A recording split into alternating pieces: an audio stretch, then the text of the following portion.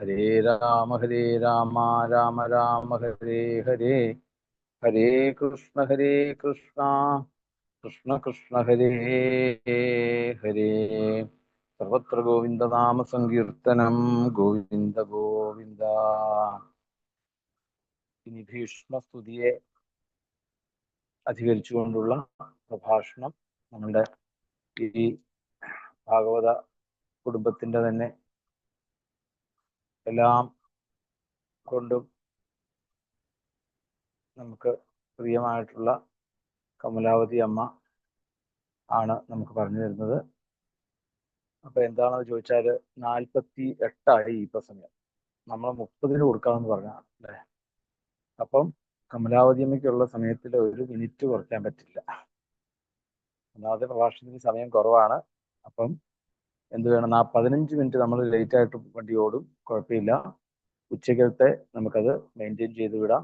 48 ആണെങ്കിൽ ഇനി എത്രയാ, 58, 68, 78 അല്ലേ. അപ്പം 11:10 വരെ പ്രഭാഷണം ഉണ്ടാവും. അപ്പം അമ്മയെ എല്ലാ മര്യാദകളോടും കൂടി പാദങ്ങൾ വീണ് നമസ്കരിച്ചുകൊണ്ട്, നമ്മുടെ ഈ ഒരു കുടുംബത്തിന്റെ വിളക്കാണ്, അമ്മയുടെ പാദങ്ങൾ നമസ്കരിച്ചുകൊണ്ട് ഈ വേദിയിലേക്ക് സാദരം ക്ഷണിച്ചുകൊള്ളുന്നു. ഗോവിന്ദനാമ സങ്കീർത്തനം, ഗോവിന്ദ ഗോ.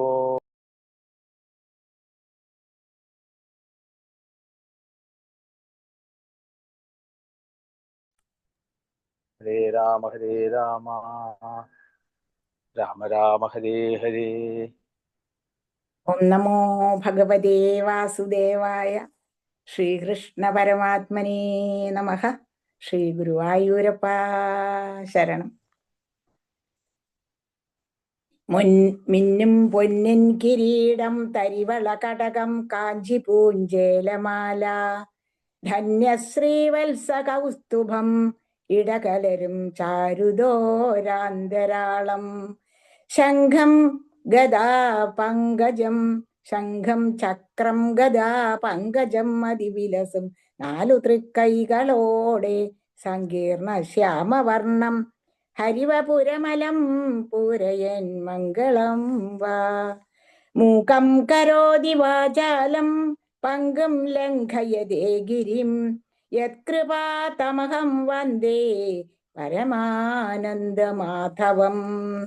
സാരഥ്യവേലയിലതീവ സാമർഥ്യമേറുന്നൊരു കൃഷ്ണനെൻ്റെ മനോരഥം തന്നിലിരുന്നു കൊണ്ട് സാരഥ്യവേല തുടർന്നിടേണം. ഗും ഗുരുഭ്യോ നമ. ഗം ഗണപതയേ നമ. സംസരസ്വത്യൈ നമഃ. ഇന്ന് ഇവിടെ പറയുന്നത് ഭീഷ്മ സ്തുതിയാണ്. ഭാഗവതം മനുഷ്യശാന്തിക്ക് ഔഷധാണ്. ആദ്യമായി നമ്മുടെ ഭാഗവതോ ഉപാസനയിലെ ആചാര്യനും ഗുരുവും നമ്മുടെ എല്ലാം പ്രിയങ്കരനും സർവോപരി പ്രഭാഷണങ്ങളാലും ആചാര്യമൊഴി കൊണ്ടും ഭഗവത് കഥകൾ കൊണ്ടും ഭാഗവത കുടുംബത്തിലെ ഓരോരുത്തരെയും സ്നേഹിക്കുകയും ചെയ്യുന്ന നമ്മുടെ ഗുരു മനുത്തിരുമേനിയുടെ പാദാരവിന്ദത്തിൽ സ്നേഹാദരവോടെ കോടാനുകൂടി പ്രണാമം അർപ്പിക്കുന്നു. നമ്മുടെ ഭാഗവത കുടുംബത്തിലെ എല്ലാ ഭക്തജനങ്ങൾക്കും എൻ്റെ വിനീതമായ നമസ്കാരം. ഇന്ന് എന്നിൽ നിക്ഷിപ്തമായിരിക്കുന്ന ദൗത്യം ഭീഷ്മസ്തുതി പറയുക എന്നുള്ളതാണ്. എല്ലാവരുടെയും അനുഗ്രഹ ആശിസ്സുകളോടെ ഞാൻ കർത്തവ്യത്തിലേക്ക് കടക്കാം. നമ്മൾ ഇവിടെ സരസഗംഭീരമായ ഒരു പ്രഭാഷണം കുന്തി സ്തുതിയിലൂടെ കേൾക്കണ്ടായി. അങ്ങനെ ശ്രീകൃഷ്ണ ഭഗവാനെ കുന്തി ദേവി സ്തുതിച്ച് നമസ്കരിച്ചു. അതിന് ശേഷം ഭഗവാൻ ഒരു ചെറിയൊരു പുഞ്ചിരിയോടെ ദേവിയോട് പറഞ്ഞു, എല്ലാ ആഗ്രഹവും സാധിക്കും എന്നുള്ളതാണ് പറഞ്ഞത്. കാരണം ഒരുപാട് കഷ്ടം അനുഭവിച്ചിട്ടുണ്ടേ, ഇനി മുതൽക്ക് അതിനൊക്കെ ഒരു പരിഹാരം ഉണ്ടാവും എന്നാണ് ആ പുഞ്ചിരിയുടെ അർത്ഥം. അങ്ങനെ കുന്തി ദേവിയെ അനുഗ്രഹിച്ചതിന് ശേഷം അതൊക്കെ കഴിഞ്ഞ് എല്ലാവരും കൂടി ഹസ്തിനപുരിയിൽ തിരിച്ചെത്തി. ഭഗവാൻ എല്ലാവരോടും യാത്ര ചോദിച്ചു. കുറെ കാലായി ദ്വാരക വിട്ടു പോന്നിട്ടേ, അപ്പൊ ഇനി ഒന്ന് തിരിച്ചു പോണോലോ, ഇവിടുത്തെ പ്രതിസന്ധി ഘട്ടങ്ങളൊക്കെ തീർന്നു, ഇനി ഒന്ന് തിരിച്ചു പോണ്ട സമയമായി എന്ന് ഭഗവാന് തോന്നി. അങ്ങനെ പോണ സമയത്ത് അങ്ങനെയാണല്ലോ, എല്ലാവരോടും ഒന്ന് യാത്ര പറഞ്ഞിട്ട് വേണമല്ലോ പോവാൻ. വരുമ്പോ അതിഥിയായി സൽക്കരിക്കും, പോകുമ്പോ യാത്രയും പറയണം, അതാണ് നിയമം. അങ്ങനെ എല്ലാവരോടും യാത്ര പറഞ്ഞ് പോവാൻ വേണ്ടിയിട്ട് ഒരുങ്ങി. അപ്പോഴാണ് ധർമ്മപുത്രര് അവിടെ ഒരപേക്ഷയായിട്ട് ചെല്ലണം. എന്താണ് അപേക്ഷ? കുറച്ച് ദിവസം കൂടി കഴിഞ്ഞിട്ട് പോയാൽ മതി എന്നാണ് അപേക്ഷ. അതെന്താണ് കാരണം? തനിക്ക് ഈ യുദ്ധം കൊണ്ട് വളരെയധികം ദുഃഖം ഉണ്ടായിട്ടുണ്ടേ. ആ ദുഃഖം ഒന്ന് ഇല്ലാണ്ടാക്കണമെങ്കിൽ മറ്റിവിടെ ആരുണ്ടായിട്ടും കാര്യമില്ല, സാക്ഷാൽ ഭഗവാൻ തന്നെ വേണം, എങ്കിലാണ് ആ ദുഃഖത്തിന് ഒരു നിവൃത്തി ഉണ്ടാവൂന്ന് ധർമ്മപുത്രർക്ക് നല്ലപോലെ അറിയാം. അപ്പോ അവിടെ ഉണ്ട്, വ്യാസമഹർഷി ഉണ്ട്, അങ്ങനെയുള്ള എല്ലാവരും ഉണ്ട്, അവരൊക്കെ സാന്ത്വനപ്പെടുത്തുന്നുണ്ട്. പക്ഷെ അതൊന്നും അങ്ങോട്ട് ശരിക്ക് ഒരു സമാധാനം കിട്ടണില്ല. അപ്പോ ഈ യുദ്ധത്തില് ഒരുപാട് അസംഖ്യം പേരെ കൊന്ന പാപത്തെയാണ് ഈ ധർമ്മപുത്രര് ഭയപ്പെടുന്നത്. അപ്പോ നിസ്സാരമായ ശരീരം രക്ഷിക്കാൻ വേണ്ടിയിട്ടാണല്ലോ ഞാൻ ഈ മഹാപാപമൊക്കെ ചെയ്തത് എന്ന ഒരു തോന്നലാണ് ധർമ്മപുത്രർക്ക് ഉണ്ടായത്. അപ്പോ അവിടെ ആരൊക്കെയാണ് മരിച്ചത് വെച്ചാൽ, ബ്രാഹ്മണര് കുറെ മരിച്ചിട്ടുണ്ട്, സുഹൃത്തുക്കളായവര് മരിച്ചിട്ടുണ്ട്, പിതൃവ്യന്മാര് മരിച്ചിട്ടുണ്ട്, ഗുരുക്കന്മാര് മരിച്ചിട്ടുണ്ട്, മാത്രല്ല സഹോദരന്മാര് തുടങ്ങി എത്രയോ പേര് ഞാൻ നിമിത്തം ഈ യുദ്ധത്തിൽ മരിച്ചിട്ടുണ്ട്. അതുമൂലം അനേകായിരം വർഷം എനിക്ക് നരകവാസം വേണ്ടി വരും എന്ന ഒരു തോന്നല് ധർമ്മപുത്രർക്ക് ഉണ്ടായി. എന്നാൽ ക്ഷത്രിയനായ ധർമ്മപുത്രർക്ക് യുദ്ധം അനിവാര്യാണ്, അതിന് സംശയമില്ല. അത് സ്മൃതിവാക്യത്തിൽ പറയുന്നുണ്ട്. എങ്കിലും കൂടി ഇതൊക്കെ അറിയാം, എങ്കിലും കൂടി ഇതൊന്നും, ഈ സ്മൃതിവാക്യൊന്നും അവിടെ തനിക്ക് ഒരു സമാധാനം നൽകണില്ല. അപ്പോ ആരൊക്കെയാണ് ഈ മരിച്ചവരുടെ ഭാര്യമാര് അല്ലേ, അത് താൻ കാരണല്ലേ വിധവകളാക്കിയത്. ഈ പാപം പോക്കാൻ ഗൃഹസ്ഥാശ്രമ വിധികൾ കൊണ്ടൊന്നും സാധ്യമല്ല എന്നൊരു തോന്നലാണ് ധർമ്മപുത്രർക്ക്. അതെങ്ങനെയെന്ന് വെച്ചാല്, ഇപ്പൊ ശരീരത്തിൽ കുറച്ച് ചെളിയായിട്ടുണ്ട് എന്ന് കരുതുക, അപ്പൊ ശുദ്ധവെള്ളം കൊണ്ട് കഴുകിയാലല്ലേ അത് വൃത്തിയാവൂ. പക്ഷെ ഇവിടെ ചളിവെള്ളം കൊണ്ട് തന്നെ കഴുകിയാൽ എന്താ ഉണ്ടാവുക? സകല ദിക്കിലും ആ ചളിവെള്ളം കൊണ്ടുള്ള ചെളിയായി മാറും. അതുപോലെയാണ് തോന്നിയത്. അതേപോലെ മദ്യപാനം കൊണ്ടുണ്ടാവുന്ന ഒരു മത്ത് ഇല്ലാണ്ടാക്കാൻ വേണ്ടിയിട്ട് വീണ്ടും മദ്യപാനം തുടങ്ങിയാൽ എന്താ ഉണ്ടാവുക? കൂടുതൽ മത്ത് പിടിക്കും. അതേപോലെ തന്നെ ഒരു ഹിംസ കൊണ്ട് ഒരു പാപം ചെയ്തിട്ട് ജന്തുബലി നടത്തിക്കൊണ്ട് അതിന് പരിഹാരം ചെയ്താൽ എന്താ? കൂടുതൽ പാപല്ലേ ഉണ്ടാവുക. അങ്ങനെയാണ് ധർമ്മപുത്രർക്ക് തോന്നിയത്. അങ്ങനെ അവിവേകിയായ താന് യുദ്ധത്തില് വലുതായ ജനദ്രോഹം നടത്തി എന്ന ഒരു കുറ്റബോധം മനസ്സിലുണ്ടായി. അങ്ങനെ ആ മനസ്സുമായിട്ട് യുധിഷ്ഠിരൻ എന്താ ചെയ്ത് പിന്നെ അറിയോ? മരണം കാത്ത് ശരശയ്യയിൽ കിടക്കുന്ന ഭീഷ്മ പിതാമഹനെ കണ്ട് ധർമ്മമുറകളൊക്കെ ഗ്രഹിക്കുന്നതിനായിട്ട് കുരുക്ഷേത്രത്തിലേക്ക് പോയി. അപ്പോ ധർമ്മപുത്രര് മാത്രമല്ല പോയത്, അനിയന്മാരുണ്ട്, ഭഗവാനുണ്ട്, ഋഷിമാരെല്ലാവരും ഉണ്ട് അവിടെ, ആരും അവിടുന്ന് പോയിട്ടില്ലല്ലോ. അപ്പോ ഇവർക്കൊക്കെ പ്രത്യേകം തേരൊക്കെ ഒരുക്കിയിട്ട് അനുജന്മാരും ശ്രീകൃഷ്ണനും എല്ലാവരും കൂടി ശരശയ്യയിൽ കിടക്കുന്ന ഭീഷ്മ പിതാമഹനെ കാണാൻ വേണ്ടിയിട്ട് കുരുക്ഷേത്രത്തിലേക്ക് പോയി. അവരുടെയൊക്കെ കൂടെ വ്യാസനുണ്ട്, ധൗമ്യനുണ്ട് തുടങ്ങി ഋഷിവര്യന്മാരും ഒപ്പം പോയി. യുധിഷ്ഠിരൻ ഗുഹ്യകാന്മാരാൽ ചുറ്റപ്പെട്ട കുബേരനെ എന്ന വിധം ശോഭിച്ചു എന്നാണ് അവിടെ പറയുന്നത്. ഭൂമിയിൽ പതിച്ച ഏതോ ദേവനെ പോലെ ആണ് ഭീഷ്മരെ അവിടെ മിന്നുന്ന രൂപത്തില് എല്ലാവരും ചെന്ന് കണ്ടത്. കടക്കണത് ശരശയ്യയിലാണ്, പക്ഷെ അങ്ങനെയൊന്നും അല്ല ഇവർക്കൊക്കെ തോന്നിയത്. അപ്പോ ഈ സമയത്ത് ഭീഷ്മരെ സന്ദർശിക്കുന്നതിനായിട്ട് ദേവർഷിമാര് വന്നു, ബ്രഹ്മർഷിമാര് വന്നു, രാജർഷിമാര് വന്നു. എല്ലാവരും അവിടെ ഒത്തുകൂടി. മാത്രമല്ല വേദവ്യാസ മഹർഷി, പർവ്വതൻ, ധൗമ്യൻ, നാരദര്, ഭരദ്വാജൻ, ഭാർഗവൻ, ബൃഹസ്ദശൻ, വസിഷ്ഠ മഹർഷി, അസിതൻ, കക്ഷിവാന്, ഗൗതമൻ, അത്രി, വിശ്വാമിത്രൻ, സുദർശനൻ, ശുകൻ, കശ്യപൻ, ബൃഹസ്പതി മുതലായ എല്ലാ മുനീശ്വരന്മാരും അവര് സ്വന്തമല്ല വന്നത്, അവര് ഋഷീശ്വരന്മാരാണ്. അത് ആയതുകൊണ്ട് തന്നെ അവർക്കൊക്കെ അനവധി ശിഷ്യന്മാരുണ്ട്. അങ്ങനെ ആ ശിഷ്യന്മാരെ എല്ലാം കൊണ്ടാണ് അവര് ഓരോരുത്തരും വന്നത്. ഇതെല്ലാം കണ്ട് ശരശയ്യയിൽ കിടക്കുന്ന ഭീഷ്മ പിതാമഹൻ ശരശയ്യയിൽ കിടന്നുകൊണ്ട് തന്നെ എല്ലാവരെയും മനസ്സുകൊണ്ടും വാക്കുകൊണ്ടും വന്ദിച്ചു. എണീക്കാൻ വയ്യല്ലോ, ശരശയ്യല ഇല്ലേ, അതുകൊണ്ട് തന്നെ മനസ്സുകൊണ്ട് മാനസപൂജ ചെയ്യാലോ. അതേപോലെ തന്നെ വാക്കിനും പ്രശ്നമൊന്നും ഇല്ലല്ലോ. അങ്ങനെ വാക്കുകൊണ്ടും മനസ്സുകൊണ്ടും അവരെയൊക്കെ വന്ദിച്ചു. തന്റെ ഹൃദയത്തിൽ കുടികൊള്ളുന്നവനാണ് സാക്ഷാൽ മഹാവിഷ്ണുവിന്റെ അവതാരായ ശ്രീകൃഷ്ണൻ എന്നറിയാം. അങ്ങനെ ആ ഹൃദയത്തിൽ കുടികൊള്ളുന്ന ത്രിലോകപാലകനും മായാമനുഷ്യനുമായ ശ്രീകൃഷ്ണ ഭഗവാനെ അദ്ദേഹം അരികത്ത് കണ്ടു. ആ അരികത്ത് കണ്ട പ്രഭാവജ്ഞനായ ഭീഷ്മര് വിധി പോലെ ഭഗവാനെ പൂജിച്ചു. ഭക്തി സ്നേഹാദരങ്ങളോടെ അരികത്ത് വന്ന് നിൽക്കുന്ന വീരാഗ്രണ്യനായ പാണ്ഡവന്മാരെ സ്നേഹബാഷ്പത്താൽ അന്ധമായ നേത്രങ്ങളോടെ ഭീഷ്മര് കടാക്ഷിച്ചു. അപ്പോ സന്തോഷം കൊണ്ട്, തന്റെ പൗത്രന്മാരെ കണ്ട സന്തോഷം കൊണ്ട് ആ ഭീഷ്മ പിതാമഹന്റെ കണ്ണിലങ്ങട് വെള്ളം നിറഞ്ഞു. കാരണം രണ്ടു തരത്തിലാണ് കണ്ണിൽ വെള്ളം നിറയുക. ഒന്ന് സന്താപം കൊണ്ട് വരും, സങ്കടം വരുമ്പോ നമുക്ക് കണ്ണിൽ വെള്ളം നിറയും. അതേസമയം സന്തോഷം കൊണ്ടും ഇവിടെ സന്തോഷാശ്രുക്കളാണ് ഉണ്ടായത്. തന്റെ പൗത്രന്മാരെ അടുത്ത് കണ്ട സന്തോഷം. അപ്പൊ ഈ കണ്ണില് വെള്ളം നിറഞ്ഞാ എന്താ, ഒന്നും കാണാൻ പറ്റില്ല, ആകെ ഒരു മൂടലാ. എന്നാലും അങ്ങനെ വീരന്മാരായ വീരന്മാരിൽ അഗ്രഗണ്യന്മാരാണ് ഈ പാണ്ഡവന്മാര്.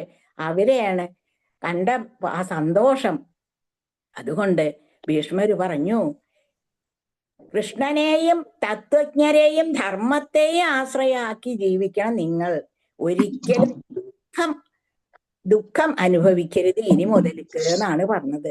ദുഃഖഭാജനങ്ങളാകരുത്. അവർക്ക് ഇത്രയും കാലം ദുഃഖം ഉണ്ടായിട്ടുള്ളൂ എന്ന് ഭീഷ്മ പിതാമഹൻ അറിയാം. എന്നാലും ഇനി ദുഃഖം അനുഭവിക്കരുത്. വീരനായ പാണ്ഡു മഹാരാജാവ് ദിവംഗതനായപ്പോ നിങ്ങളൊക്കെ ചെറിയ കുട്ടികളായിരുന്നു. അങ്ങനെ നിങ്ങളെ പരിപാലിക്കാൻ നിങ്ങളുടെ മാതാവായ കുന്തിദേവി എത്ര മാത്രം പാടുപെട്ടു എന്നറിയാവോ? നമുക്കൊക്കെ അറിയണതാണ്. ഒരു അച്ഛനില്ലാത്ത മക്കളെ വളർത്തിക്കൊണ്ടുവരാൻ വളരെയധികം കഷ്ടപ്പെടും ആ ജീവിച്ചിരിക്കുന്ന അമ്മ. അതൊക്കെ ഭീഷ്മ പിതാമഹൻ അറിയാം. അതാണ് ഇവരെ ഒന്നും കൂടി ഓർമ്മപ്പെടുത്തണേ. ഒരുപാട് കഷ്ടം നിങ്ങൾ അനുഭവിച്ചിട്ടുണ്ട്. നിങ്ങൾ മാത്രമല്ല, നിങ്ങളുടെ അമ്മയും അനുഭവിച്ചിട്ടുണ്ട്. അത് ഏതുപോലെന്ന് വെച്ചാൽ, ഈ കാറ്റിന്റെ അടിയേറ്റ് മേഘങ്ങൾ എന്ന വിധം, മേഘം കാറ്റങ്ങനെ കൊണ്ടുപോകും അല്ലെ, കാറ്റിനനുസരിച്ച ഗതിക്കനുസരിച്ചിട്ടാണ് മേഘങ്ങൾ അങ്ങനെ കൊണ്ടുപോകും.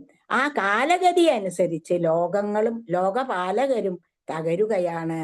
അപ്പോ ഈ പാണ്ഡവന്മാരായ കുട്ടികളെ വളർത്തിക്കൊണ്ടുവരാൻ കുന്തിദേവി ഒരുപാട് കഷ്ടം അനുഭവിച്ചിട്ടുണ്ട് എന്നാണ് ഭീഷ്മ പിതാമഹൻ ഈ പാണ്ഡവരോട് പറഞ്ഞത്.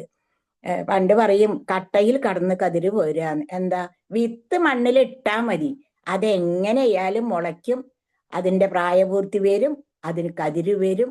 അതേപോലെ ഈ പാണ്ഡവന്മാര് കഷ്ടത്തിൽ കൂടിയാണ് ഈ നിലയ്ക്ക് ഇന്ന് എത്തിയത്. ധർമ്മനന്ദനൻ നാടുവാഴുകയും ഗദാഹസ്തനായ ഭീമൻ ഉണ്ട് അല്ലെ, നല്ല ശക്തിമാനാ എല്ലാവരേക്കാൾ. ആ ഭീമൻ നിങ്ങളുടെ കൂടെ ഉണ്ട്. ഗാന്ധീവധാരിയായ അർജുനൻ നിങ്ങളുടെ കൂടെ തന്നെ ഉണ്ട്.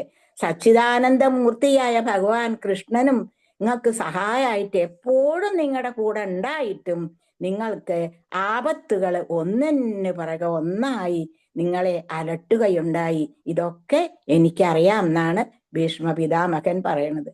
ഇതൊരത്ഭുതം തന്നെയാണ്. ഇങ്ങനെയൊക്കെ ഉണ്ടായിട്ട് ഉണ്ടാവാൻ കാരണം ഒരത്ഭുതം തന്നെയാണ്. അതെന്താ കാരണം എന്നറിയോ? ഈശ്വര സങ്കല്പം എന്തെന്നറിയാൻ ആർക്കും സാധ്യമല്ല. അത് തന്നെ കാരണം. ക്രാന്തദർശികൾക്ക് പോലും പിടികിട്ടാത്ത കാര്യമാണത്. അതുകൊണ്ട് എല്ലാം ഭഗവാന്റെ ഇച്ഛയ്ക്കൊത്ത് നടക്കുന്നു എന്ന് കരുതി ഭക്തിപൂർവം അനാഥരായ പ്രജകളെ സംരക്ഷിക്കുകയാണ് നിങ്ങൾ ഇനി വേണ്ടത്. ഇതൊക്കെ ഭഗവാന്റെ പ്രസാദമായി സ്വീകരിക്കുക. കഷ്ടം വരും, സുഖം വരും, ദുഃഖം വരും, എന്ത് വന്നാലും അത് ഈശ്വര പ്രസാദമായി സ്വീകരിക്കണം എന്ന് ഭീഷ്മ പിതാമഹൻ പാണ്ഡവന്മാരോട് പറയുകയാണ്. ആദ്യന്തരഹിതനും സർവേശ്വരനുമായ സാക്ഷാൽ ശ്രീനാരായണൻ തന്നെയാണ് നിങ്ങളുടെ സഹായിയായ ശ്രീകൃഷ്ണൻ. പക്ഷെ ഇതുവരെ അത് വിചാരിച്ചിട്ടില്ല കേട്ടോ. അവരുടെ ഒരു സഖാവായിട്ടൊക്കെ അവർ കരുതിയിട്ടുള്ളൂ. അമ്മാമേന്റെ മോനാണെന്നും തന്റെ ബന്ധുവാണല്ലോ, അല്ലാണ്ടൊരു ഭഗവാനാണ് എന്ന ഒരു ഇത് ആർക്കും ഉണ്ടായിട്ടില്ല. അതുകൊണ്ടാണ് ഇവിടെ ഭീഷ്മർ പ്രത്യേകം പറയണത്, നിങ്ങളുടെ ഈ സാക്ഷാൽ ശ്രീനാരായണൻ തന്നെയാണ് കൃഷ്ണനായി വന്നിരിക്കുന്നത്, അത് മനസ്സിലാക്കണം എന്നാണ് പറഞ്ഞു കൊടുക്കണത്. യോഗമായ കൊണ്ട് ലോകത്തെയൊക്കെ മയക്കി യാദവന്മാരിൽ ഒരുവനായി അദ്ദേഹം രൂപം പൂണ്ടിരിക്കുകയാണ്. അത് ആർക്കൊക്കെ അറിയോ? ശ്രീ പരമേശ്വരനറിയാം, നാരദർക്കറിയാം, കപിലനറിയാം. ഇതൊക്കെ മനസ്സിലാക്കിയിട്ടുള്ളവരാണ് അവര്. പക്ഷെ ഈ പാണ്ഡവന്മാരങ്ങനെ മനസ്സിലാക്കിയിട്ടുണ്ടായിരുന്നില്ല. ഇവരെന്താ കരുതിയിരുന്നത്? തൻ്റെ അമ്മാമേന്റെ മോനാണ്, തൻ്റെ സൂതനാണ്, തൻ്റെ സഖിയാണ് എന്നൊക്കെയാണ് ഇവര് കരുതിയിട്ടുള്ളൂ. അപ്പോ നീ കരുതുന്നത് ഇദ്ദേഹം നിന്റെ അമ്മാമന്റെ മകനാണ് എന്നാണ്. തേരാളിയായതും ദൂതനായതും അല്ലെ, ദൂതനായി പോയി ദുര്യോധനാദികളുടെ അടുത്തുനിന്ന് അപമാനം കൂടി സഹിച്ചു. ആർക്ക് വേണ്ടിയിട്ട്? പഞ്ചപാണ്ഡവന്മാർക്ക് വേണ്ടിയിട്ട്. മന്ത്രിയായിട്ട് എന്ത് ഉപദേശം നൽകണതും ശ്രീകൃഷ്ണനായിരുന്നു. ആ മന്ത്രി ആയതും എല്ലാം നിന്നിൽ അദ്ദേഹത്തിന് ഉദിച്ച സൗഹൃദം കൊണ്ട് മാത്രമാണ് എന്നാണ് ധർമ്മപുത്രരോട് ഭീഷ്മ പിതാമഹൻ പറഞ്ഞത്. സർവേശ്വരനായ അദ്ദേഹത്തിൽ ഭേദബുദ്ധി ഉദിക്കില്ല. അദ്ദേഹത്തിന് ദ്വൈതം ഇല്ല, രണ്ട് എന്നുള്ള ചിന്തയില്ല. എല്ലാവരും സമം കാണുന്നതാണ് ഭഗവാൻ. സാക്ഷാൽ ഭഗവാൻ എന്ന് പറഞ്ഞാൽ അവിടെ ഭേദബുദ്ധി ഇല്ല. ഭഗവാൻ എല്ലാവരും ഒരേപോലെയാണ്. കാരുണ്യപ്രവാഹത്തിൽ കുറവ് വരുത്തുകയോ ഇല്ല. ഇത്ര ഭക്തവത്സലനായ ഒരാളെ കാണില്ല ശ്രീകൃഷ്ണനെ പോലെ എന്നാണ് പറയുന്നത്. അതുകൊണ്ടാണല്ലോ ഞാൻ മരണം കാത്തു കഴിയുന്ന അല്ലെ എനിക്ക് അവിടുന്ന് ദർശനം അരുളിയത്. ശത്രുപക്ഷത്തിൽ നിന്ന് യുദ്ധം ചെയ്ത് ശരീരമൊക്കെ മുറിച്ചത് ഈ ഭീഷ്മരാണേ. എന്നിട്ടും ഭക്തനായതുകൊണ്ടാണ് എൻ്റെ മുന്നിൽ ഇപ്പോ എനിക്ക് ദർശനം തന്നത്. മനസ്സ് ഭഗവാനിൽ ഉറപ്പിച്ച് അവിടുത്തെ അവദാനങ്ങൾ കീർത്തിച്ച് ദേഹം വെടിയുന്നവന് മോക്ഷം ലഭിക്കും എന്ന് ഇവിടെ പറയുന്നു ഭീഷ്മര്. ഇത് നമുക്കൊക്കെ തരുന്ന ഒരു ഉപദേശം കൂടിയാണ്. അപ്രകാരം എല്ലാം ഉള്ള മുരമഥനൻ പുഞ്ചിരി പൊഴിച്ചും ഇളം ചുവപ്പ് നിറമാർന്ന മിഴികളിണങ്ങുന്ന മുഖകമലത്തോടെയും ചതുർബാഹുവായി മരണം വരെ എൻ്റെ മുമ്പില് നിൽക്കുമാറാകട്ടെ എന്നാണ് ഭീഷ്മ പിതാമഹൻ അവിടെ പ്രാർത്ഥിക്കുന്നത്. ഭീഷ്മരുടെ ഈ വാക്കുകളൊക്കെ ശ്രദ്ധിച്ചു കേട്ട ശേഷം ധർമാത്മജൻ ധർമ്മകാര്യങ്ങളെ പറ്റി വ്യക്തമായിട്ട് പറഞ്ഞു. തൻ്റെ സന്ദേഹങ്ങൾ അകറ്റി തരണേന്ന് ഭീഷ്മ പിതാമഹനോട് അപേക്ഷിച്ചു.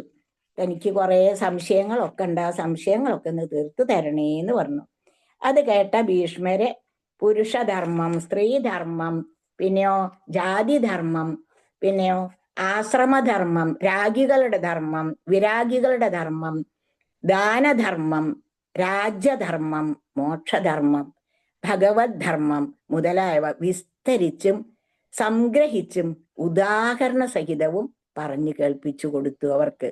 ഈ ഉപദേശങ്ങളെല്ലാം നൽകി കഴിഞ്ഞതോടെ ഉത്തരായണ കാലം സംജാതമായി. എന്താണ് ഈ ഉത്തരായണ കാലം? പകൽ സമയമാണ് എന്ന് പറയും. എന്താണ്?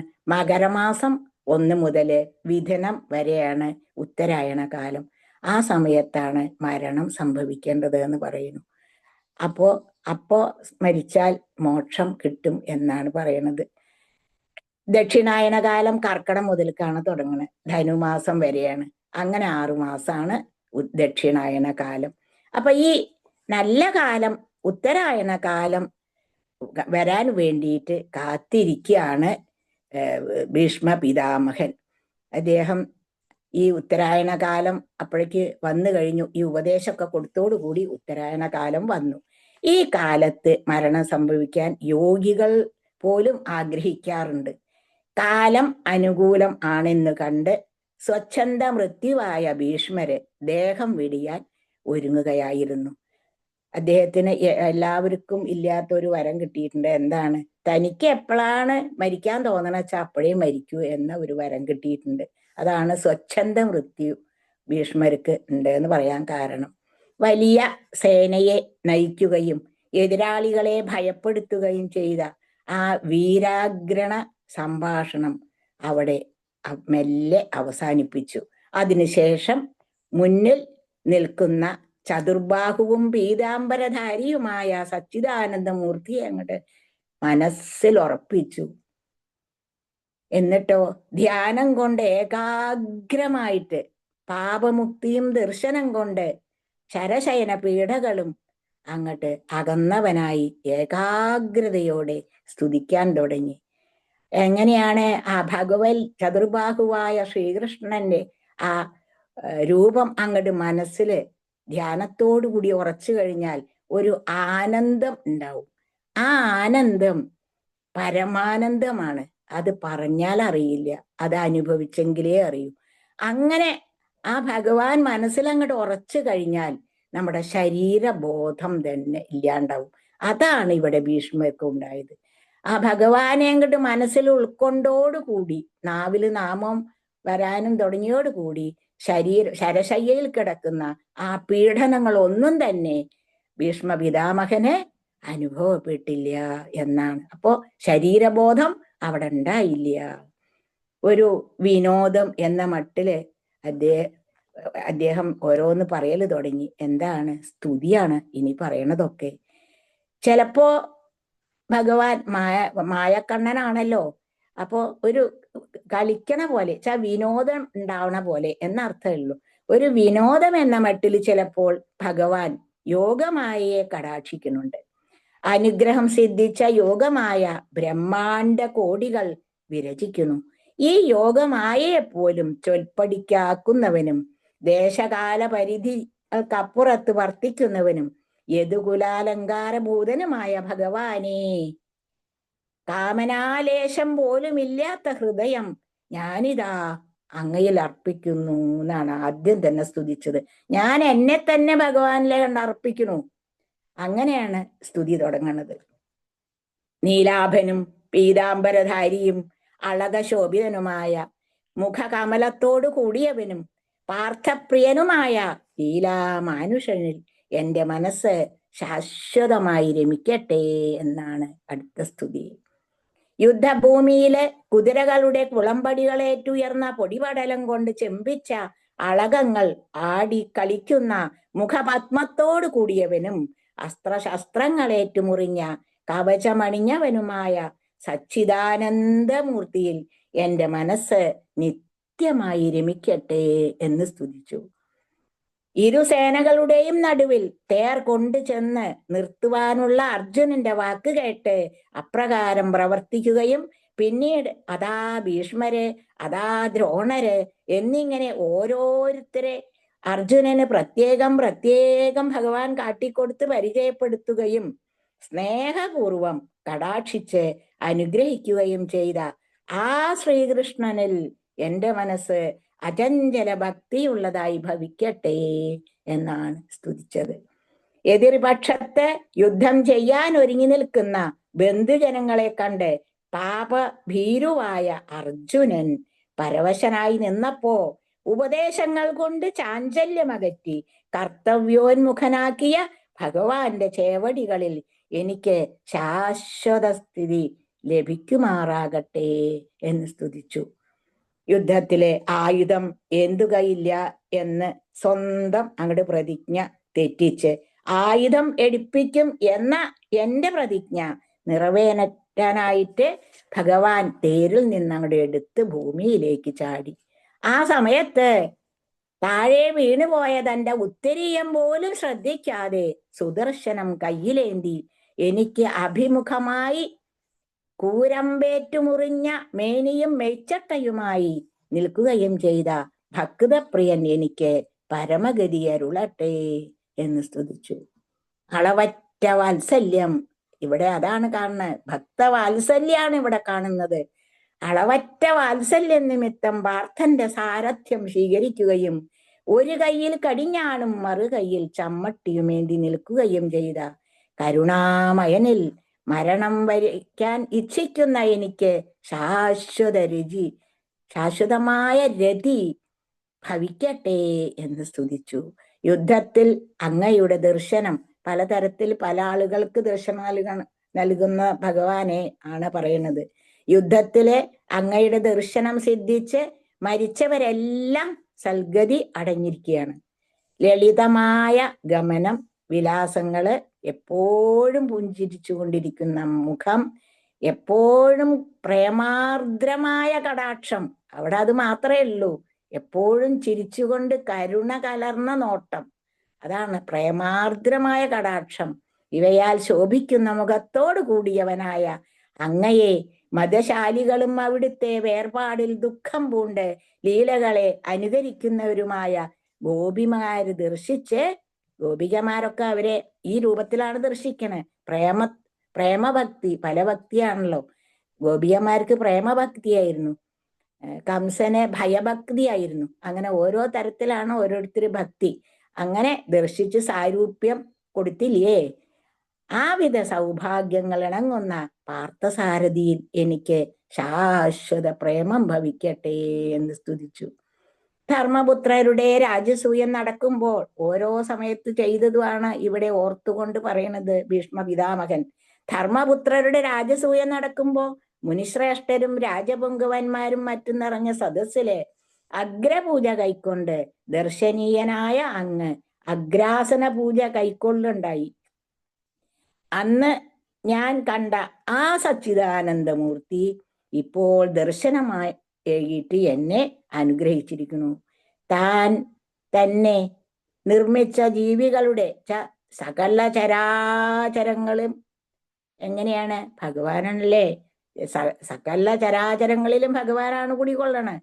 അങ്ങനെയുള്ള ജീവികളുടെ മനസ്സിൽ വസിക്കുന്ന നിത്യനായ ഭഗവാനെ ജന്മാദി വികാരങ്ങളില്ലാത്ത ഭേദചിന്തകളകന്ന എൻ്റെ മുന്നിലെ ഇതാ വന്നു നിൽക്കുന്നു.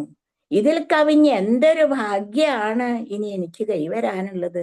സാക്ഷാൽ നാരായണൻ തന്നെ എൻ്റെ മുന്നിൽ വന്ന് നിൽക്കുകയാണ്. അതും ഈ മരണാസന്നനായി കിടക്കുന്ന എൻ്റെ മുന്നില്. ഇതിലേറെ ഒരു ഭാഗ്യം ആർക്ക് ഇങ്ങനെ കിട്ടാൻ? അപ്പോ നമുക്ക് ഇതിൽ നിന്ന് കിട്ടുന്ന എന്താണ്? ഉപദേശം. ഭീഷ്മ പിതാമഹന് കിട്ടിയ പോലെ ആ സ്വരൂപം നമ്മുടെ മനസ്സിലുറയ്ക്കാനും ആ മരണാസന്ന സമയത്ത് നാവിൽ നാമം ജപിക്കാനും തോന്നണമെങ്കിൽ അഭ്യാസം കൊണ്ട് മാത്രമേ സാധിക്കൂ. ഭക്തനായിരുന്ന ഭീഷ്മർക്ക് അത് സാധിച്ചു. മനുഷ്യനായ നമ്മൾക്ക് എന്ത് വേണം? ആ മുക്തിയാണ് വേണ്ടത്. മനുഷ്യജന്മം കിട്ടിയ മുക്തി ലഭിക്കണം. അതിനെന്ത് വേണം? ഭഗവാന്റെ കടാക്ഷം വേണം. അതൊരു ദിവസം കൊണ്ടോ 2 ദിവസം കൊണ്ടോ 3 ദിവസം കൊണ്ടോ ഉണ്ടാകുന്നതല്ല. കാലങ്ങളായി അഭ്യസിച്ചാൽ മാത്രമേ അത് നമുക്ക് പ്രാവർത്തികമാവുകയുള്ളൂ. അതുകൊണ്ട് തന്നെ ഭീഷ്മ പിതാമഹന് അതിന് സാധിച്ചു. അതാണ് ഈ ഭീഷ്മസ്തുതിയിൽ കൂടി നമ്മൾ മനസ്സിലാക്കേണ്ടത്. അങ്ങനെ അദ്ദേഹം ഭഗവാനിൽ ലയിച്ചു. അങ്ങനെ പ്രാർത്ഥിച്ച ശേഷം ഭീഷ്മരെ മനസ്സും വാക്കും ദൃഷ്ടിയും അങ്ങടെ വ്യാപാരങ്ങളോട് കൂടിയ ആത്മാവിനെ അനന്ത കല്യാണ ഗുണവാനും പരമാനന്ദാത്മകനുമായ സച്ചിദാനന്ദമൂർത്തിയിൽ അങ്ങോട്ട് ലയിപ്പിച്ചു. അങ്ങനെ മുക്തി നേടി. അപ്പോ അവിടെ കൂടിയിരുന്നവരെല്ലാം പ്രാർത്ഥിച്ചു, ഭഗവാനെ പ്രാർത്ഥിച്ചുകൊണ്ട്. ആ സമയത്ത് എന്താ ഉണ്ടായത് ചോദിച്ചാൽ, ആകാശത്ത് നിന്ന് ഭൂമിയിൽ നിന്നും മാനവന്മാരുടെ മംഗളവാദ്യങ്ങൾ ഉയർന്നു. രാജാക്കന്മാരും ഋഷിമാരും പ്രശംസാവചനങ്ങൾ ഉതിർത്തു. പൂമഴ പൊഴിഞ്ഞു.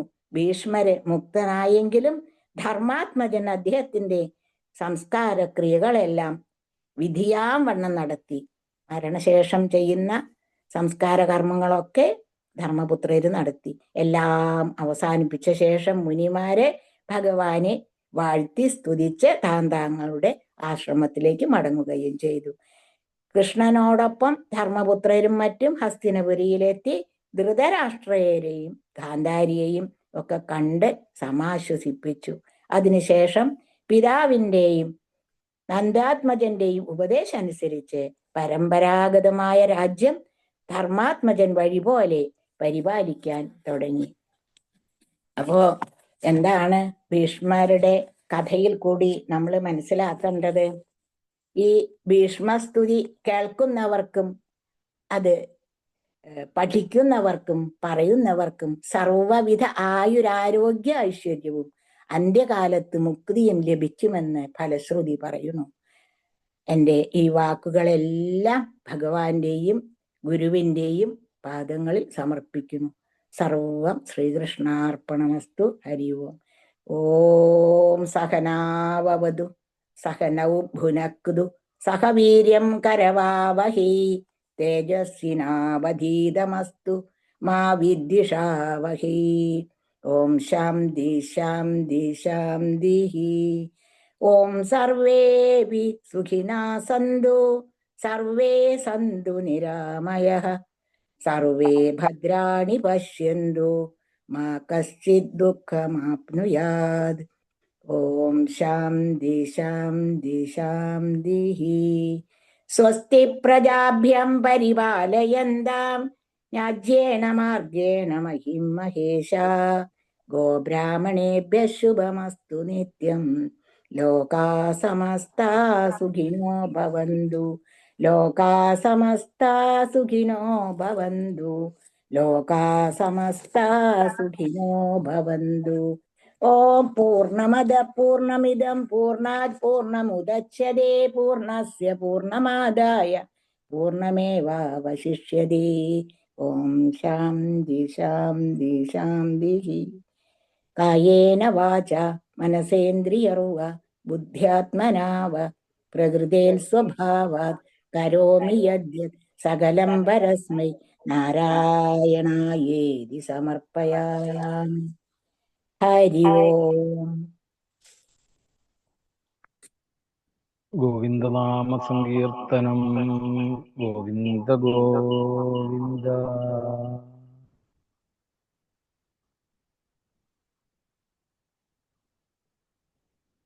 ഒരു സമുദ്രത്തിൻ്റെ ശാന്തമായ ഒഴുക്ക് നിന്നതുപോലെയായിരുന്നു.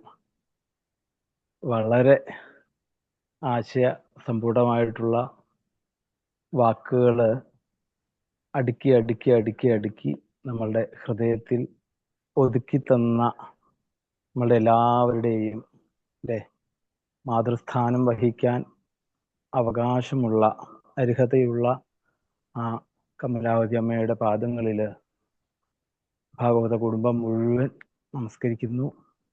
ഇനിയും ധാരാളം കഥകൾ അമ്മയ്ക്ക് ഭക്തന്മാർക്ക് പറഞ്ഞു കൊടുക്കാൻ സാധിക്കട്ടെ. ധാരാളം സൽക്കർമ്മങ്ങൾ ചെയ്യാൻ സാധിക്കട്ടെ. ആയുസോടും ഭഗവാന്റെ നാമങ്ങൾ നിരന്തരം ഉരുവിടാൻ സാധിക്കട്ടെ എന്ന് പ്രാർത്ഥിച്ചുകൊണ്ട് നമുക്ക് പാരായണത്തിലേക്ക് പ്രവേശിക്കാം. ഗോവിന്ദനാമ സങ്കീർത്തനം. ഗോവിന്ദ ഗോവിന്ദ.